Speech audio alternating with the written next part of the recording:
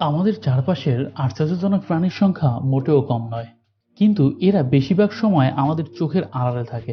আমাদের এই পৃথিবীতে জল, স্থল এবং আকাশ এই তিনটি স্তরে বিভক্ত। মানুষ এবং প্রাণীদের বিচরণের জন্য মূলত এই তিনটি স্তরই বেশি ব্যবহৃত হয়। এর মধ্যে সমভূমি অঞ্চল মানুষের বসবাসের সবচেয়ে উপযোগী।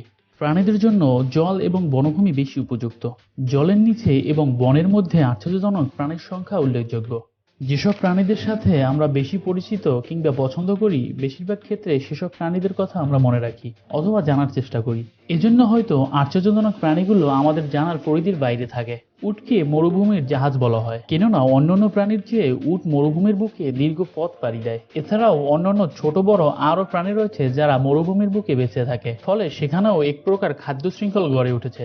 এতে করে সকল প্রাণীর খাবারই প্রাকৃতিকে বিদ্যমান তা বোঝা যায়। এজন্য আজকের আমরা সেই সব প্রাণীদের সম্পর্কে জানাবো যাদের নাম অন্যান্য প্রাণীদের মতোই স্বাভাবিক, কিন্তু তাদের আকার আকৃতি বড়ই অদ্ভুত ধরনের। চলুন প্রাণীদের সম্পর্কে জেনে নেওয়া যাক। ক্যাঙ্গারু ইঁদুর।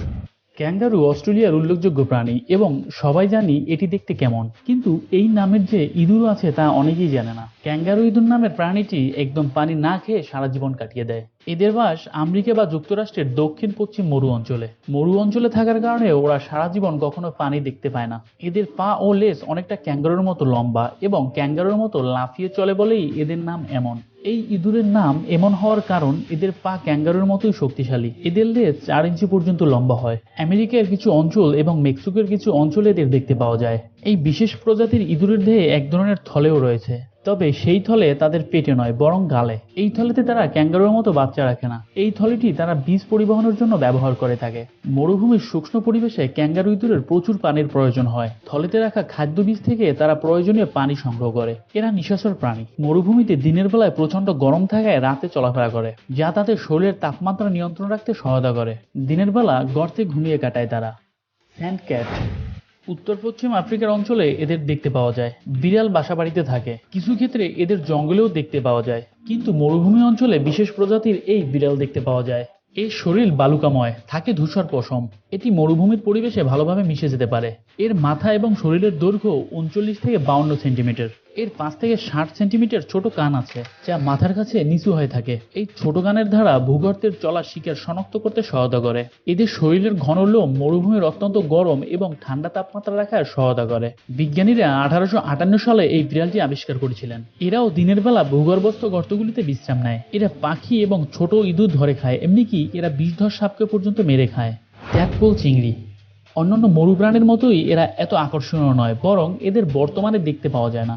মরুভূমিতে পানি থাকে না, এটা স্বাভাবিক একটি বিষয়। সেখানে পানিতে চিংড়ি মাছ থাকা বড়ই অদ্ভুত বিষয়। এমনটি হতো, তবে আজ থেকে 252 মিলিয়ন বছর পূর্বে এমন প্রাণীর অস্তিত্ব ছিল তা গবেষণায় পাওয়া গিয়েছে। পৃথিবীর বুকে সবচেয়ে প্রাচীন প্রাণীদের মধ্যে অন্যতম।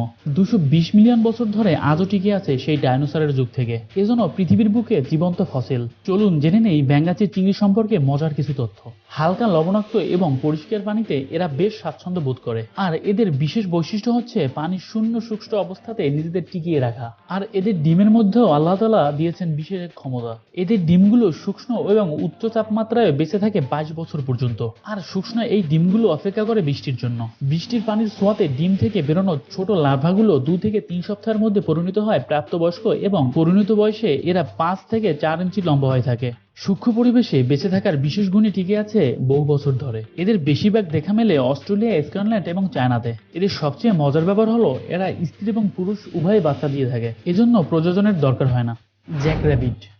এটা মূলত খরগোশ, এবং এদের বনাঞ্চলে দেখতে পাওয়া গেলেও মরুভূমিতে এদের বিশেষ ধরনের প্রজাতি পাওয়া যায়। জ্যাক র্যাবিট বা মরুর খরগোশ অন্যান্য খরগোশের চেয়ে বেশি শক্তিশালী। এদের অ্যারিজোনা অঞ্চলে দেখতে পাওয়া যায়। এই প্রজাতির খরগোশ 10 ফিট দূরত্ব লাফ দিতে পারে, এবং এরা দরকার পড়লে ঘন্টায় 40 মাইল পর্যন্ত দৌড়াতে পারে। এদের লেজ 3 ইঞ্চি লম্বা হয় এবং সম্পূর্ণ শরীর 22 ইঞ্চি পর্যন্ত হয়ে থাকে। সাদা লেজযুক্ত জ্যাকটি ক্যালিফোর্নিয়ার খরগোশের মধ্যে সবচেয়ে বড়। এদের ওজন 6 থেকে 4 পাউন্ড।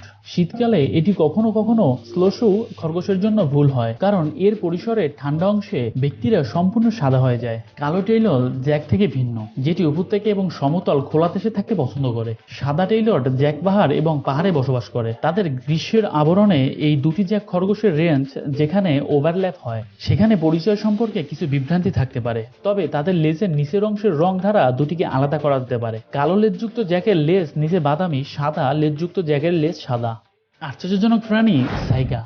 নাম অদ্ভুত এবং অপরিচিত হলেও দেখতে অনেকটা হরিণের মতো, কিন্তু এরা এত বেশি পরিচিত এবং জনপ্রিয় হয়ে উঠেছে এদের লম্বা শিং এবং উদ্ভট আকৃতি নাকের জন্য। এই নাকের ছিদ্র সর্বদা নিচের দিকে হয়ে থাকে। নাক এমন পজিশনে হওয়ার জন্য গ্রীষ্মের সময় বাতাসে চলাচলে শরীরের তাপমাত্রা ঠান্ডা রাখে এবং শীতের সময় এই নাকের কারণে শরীরের তাপমাত্রা গরম থাকে। এরা প্রায় বিলুপ্ত, রাশিয়া, মঙ্গোলিয়া এবং কাজাখস্তান অঞ্চলে দেখতে পাওয়া যায়। আশ্চর্যজনক প্রাণীর সংখ্যা পৃথিবীতে মোটেও কম নয়, এদের সংখ্যা বাড়ছে কেননা নিত্য নতুন প্রজাতির প্রাণী দিন দিন উদ্ভাবন হচ্ছে। তাহলে বন্ধুরা, আজকের ভিডিওটি এই পর্যন্ত। পরবর্তী ভিডিওটি পাওয়ার জন্য আমাদের চ্যানেলের সাথেই থাকুন।